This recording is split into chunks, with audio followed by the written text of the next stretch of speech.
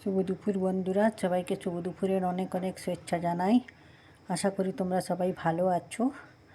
দুপুরে অনেক বেলা তো হয়েছেই, সবার খাওয়া দাওয়া হয়ে গেছে হবে।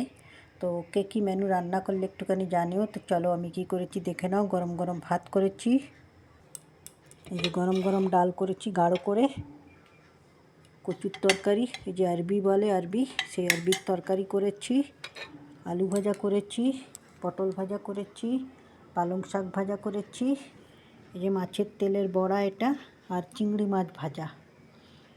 এই হচ্ছে আজকে দুপুরের আমাদের লাঞ্চের মেনু। কার কার পছন্দ চিংড়ি মাছ ভাজা আর তেলের বড়া দিয়ে সবাইকে খাওয়াবো। সবাই চলে এসো, সবাইকে আমার ঘরে দুপুরের লাঞ্চের জন্য আমন্ত্রণ রইল।